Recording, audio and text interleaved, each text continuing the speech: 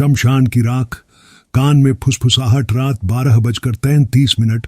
अमावस की हवा ऐसी चल रही थी जैसे कोई अदृश्य हाथ राख के ढेर को धीरे धीरे कुरेद रहा हो और लकड़ियों में दबे अंगार अपनी आखिरी सांसों से फुसफुसा रहे हों कि अब भी सब खत्म नहीं हुआ है।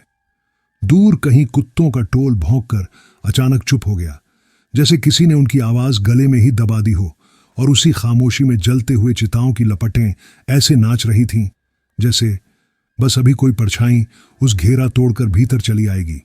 सुन, आज जो सुनाने बैठा हूं ये कहानी नहीं, ये वैसी रातों का कर्ज है जो टाइम पर खत्म नहीं होती।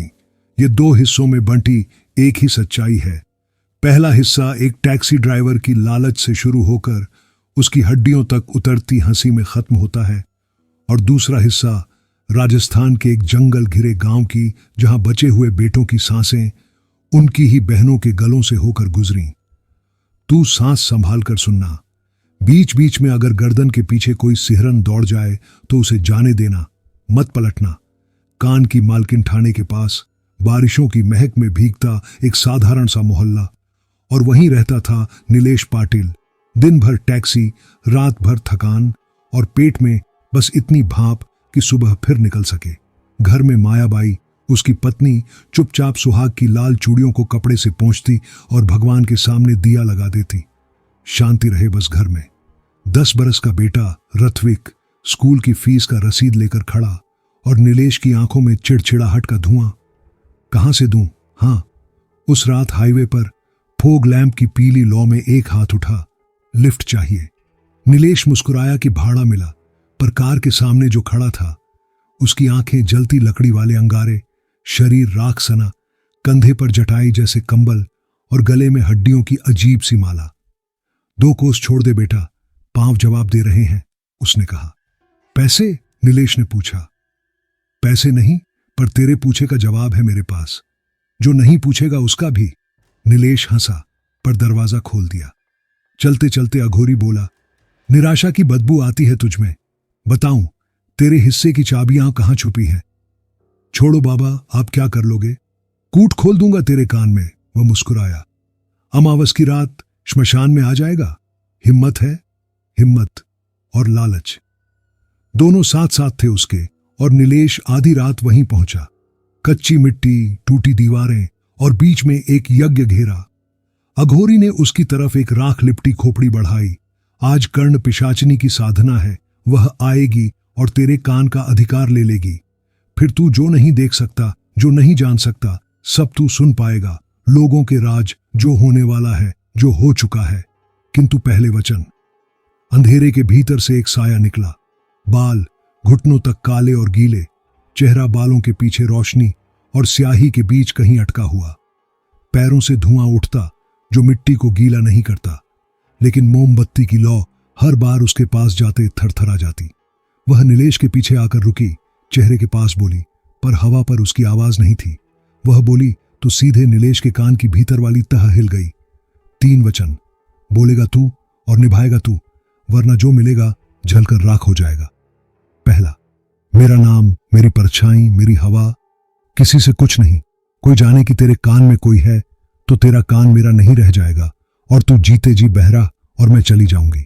दूसरा, मुझे वो देगा जो पत्नी को देते हैं, ध्यान, सुख, समय, तब जब मैं चाहूं। तू नहीं चाहेगा, याद रखना, मैं चाहूंगी। तीसरा, मुझे अनसुना नहीं करेगा, मेरा बुलावा लगे तू आएगा। अगर तूने रोका, अगर तूने रुक बोल दिया, तो मेरी हंसी तेरे सिर के भीतर लकड़ी की तरह जल उठेगी। नीलेश ने थूक निगला, हाथ कांपते हुए सिर हिलाया। वचन देता हूं, उसने कहा, और अघोरी ने हड्डियों की भूरी माला उसके हाथों में रख दी। उसने माला उस स्त्री के गले में डाली, और अगले ही पल वैसी ही माला उसके हाथ में आ गई, जैसे बात करते करते हवा से उगाई हो। उसने वह माला नीलेश के गले में डाली, नाक के पास आकर धीरे से बोली, अब हम मरने तक। सीधा बाहर, टैक्सी। जैसे ही पीछे मोड़ा, एक बड़ी काली कार खट से रुकी। ड्राइवर ने शीशा नीचे कर पूछा, गोरगांव का रास्ता? कर्ण पिशाचनी ने हंसकर बहुत धीरे उसके कान के बिल्कुल भीतर फुसफुसाया, पीछे मंत्री बैठा है, बोल, कल उसे गृह विभाग मिलेगा, नंबर दे, कह दे कि अगर हुआ तो याद करना। नीलेश ने कहा भी वैसा ही। मंत्री ने कान लगाया। तुझे कैसे पता? जैसा बोला है मेरा वैसा हो जाए तो संपर्क करिए। नीलेश ने अपना कार्ड पकड़ाया। अगली सुबह कमिश्नरी के गार्ड, पुलिस और वही मंत्री हांफते हुए उसके घर। तुम्हारी कल की बात सच निकल आई। मेरी सौगंध, मैं एहसान नहीं भूलता। और उसके हाथ में एक बैग, 1 लाख नकद। मायाबाई के चेहरे पर उतनी हैरानी जितना भरोसा। ऐसा क्या किया? उसने पूछा। नीलेश ने बैग खोलकर बंद किया। गुठलियां मत गिन, आम खा। अब देखना, हर सप्ताह बैग आएगा। बैग आने लगे। बंगले के बाहर खड़ी कारों के बीच वह ठहर कर लोगों से कहता, आज मत निकलना। अगर निकले तो दक्षिण की तरफ मोड़ लेना, नहीं तो दुर्घटना। और टीवी पर अगले दिन तेज खबर, विमान दुर्घटना, 30 मृत। जिस परिवार को उसने रोका था वे घर चले गए थे। सुबह दरवाजे पर उनका धन्यवाद। किंतु जो सबसे ज्यादा बदल रहा था वह घर के भीतर था। रात के खाने के बीच पिशाचिनी ने जब कान में कुछ सरकाया, नीलेश थाली छोड़कर उठ गया। अभी आता हूं। लौटकर दारू, चिकन और दांतों से फाड़ कर खाते हुए उसका वह रूप जो मायाबाई ने पहले कभी नहीं देखा था। ये क्या? उसने धीमे से कहा। जवाब में उसके गाल पर एक तेज थप्पड़। किसी बात पर रोकेगी तो यही होगा। और आज से तू उस कमरे में सोएगी। दीवार के इस पार मैं हूं, उस पार तू। लोग उसे अंतर्ज्ञानी बाबा कहने लगे। टैक्सी छोड़कर वह अपनी कुर्सी पर बैठता, भीड़ सवाल पूछती और वह आंखें बंद करते ही सुन लेता। कान का मालिक अब वह नहीं, वह है जो उसके कान में रहती है। पैसा गड्ढियों में, अहंकार आंखों में। एक दिन एक लड़का सामने रोकर बोला, बाबा, पराजक्ता नाम की लड़की से प्यार करता हूं। वह बात नहीं करती। आंखें बंद करते ही कान के भीतर से आवाज आई, 2-2 नाव में पैर। उसका नाम निकिता। बतला दे। नीलेश ने हंसकर कहा। तू पराजक्ता का तो नाम लेता है, निकिता पर क्या करता है? लड़के के होंठ सूख गए। आपको कैसे? मुझे सब पता है। और सुन, तेरी किस्मत, वो जल्द मरेगी। प्रॉपर्टी तेरे नाम, आधा हिस्सा मेरी दान पेटी में। इतना बोलकर वह भीड़ को जाने को कहता और बाजू में कान के भीतर फुसफुसाहट शुरू होती। इतना मत बोलो, रुको। उसने पहली बार उस आवाज को हाथ से रोक दिया। चुप! उसने होठों से फूंक मारी। हवा ठंडी हुई, लौ कांपी और अगले पल कर्ण पिशाचनी ने बालों का पर्दा हटाकर अपना चेहरा दिखाया। हंसी ऐसी कि जैसे हर दांत का सिरा उसके कान के भीतर धंस रहा हो और उस हंसी के भार से उसके कान के पर्दे फटने लगे। दोनों हथेलियां कानों पर पोंछता रहा। खून। आंखें उलट गईं। वह वहीं गिर पड़ा। मायाबाई ने उसी अघोरी को बुलाया। वह आया, जैसा था वैसा ही। कहां था? वचन मत तोड़ना। उसने राख हल्के से फूंकी। जमीन पर उसने एक रक्षण यंत्र बनाया। अंदर बैठ, जो भी हो, बाहर मत निकलना। हवन शुरू हुआ, धुआं मंत्र, और दरवाजे के बाहर कान में वही हंसी। फिर एक रोना। ऋत्विक दरवाजे पर, आंखें सूजी। मां, पिता, बचाओ मुझे, ये मुझे नहीं छोड़ेगी। मायाबाई उठी, नीलेश उसके साथ। अघोरी की आवाज गूंजी, ठहर। वह उठा, पूरी मुट्ठी राख हवा में उड़ाई। कमरे का ताप अचानक बढ़ गया। देख, धोखा है, उसने कहा। ऋत्विक की जगह वही काली छाया, चीख, आग का फव्वारा और वह साया यज्ञ की लपटों में फड़फड़ाती चादर की तरह मुड़ता, सिकुड़ता और राख होकर गिर गया। अघोरी ने नीलेश की आंखों में देखा। अब समझ आया, जितना मिला था उसकी कीमत देनी पड़ती है। अपने घर में फिर से भगवान बिठा और कान के मालिक को निकाल बाहर कर। जो सुना, जो कमाया, उसका अहंकार अभी यहीं छोड़ दे। अगले दिन नीलेश ने घर में फिर से मूर्ति स्थापित की और देवरे में दिया जलते ही उसने वह हड्डियों की माला अघोरी के पांव में छोड़ी। माफी, जो कुछ लिया थूक रहा हूं, बस उसे अब मेरा नाम ना लेना। अघोरी ने माला आग में डाल दी और राख बुझाते हुए केवल इतना बोला, अगर कोई आवाज फिर बुलाए, अनसुना कर देना। कभी कभी अनसुना करना ही वचन निभाना होता है। रक्त का समंदर राजस्थान की सीमा से लगे जंगलों के पास बसा एक छोटा सा गांव, पत्थरों के घर, कंटीली झाड़ियां और रातें इतनी काली कि उन्हें छूकर हाथ काला हो जाए। वहां एक सदी पुरानी कहानी सांस लेती थी कि अमावस की रात किसी शाप की परछाई गांव के हर उस घर की छत पर बैठ जाती है जहां बेटा जन्मा हो। कहते हैं हर नई अमावस पर एक कुलदीपक बुझता और अगले दिन सवेरे की हवा में किसी मां के दूध की गंध खून की तरह कड़वी हो जाती। 3 अमावस में तीनों बेटों के छोटे छोटे शव बांस के सहारे श्मशान पहुंचे तो गांव पर एक अलिखित फैसला मंडराने लगा। उसी समय काले कपड़ों में, हाथ में कमंडल लिए, लंबी दाढ़ी और माथे पर भस्म का तिलक एक तांत्रिक श्मशान के किनारे आकर बैठ गया। लौट आई है वह, उसने धरती पर हथेली रखकर कहा।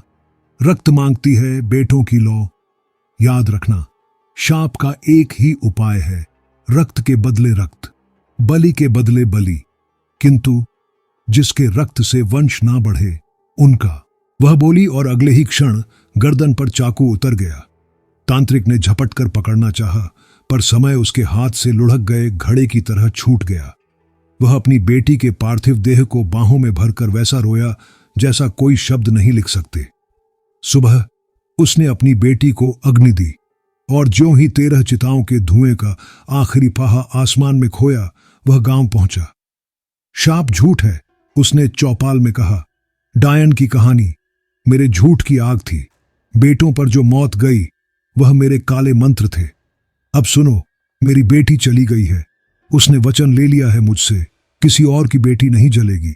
मुझे अगली अमावस तक एक बार सब ठीक करने दो, फिर चाहे मुझे मार डालना।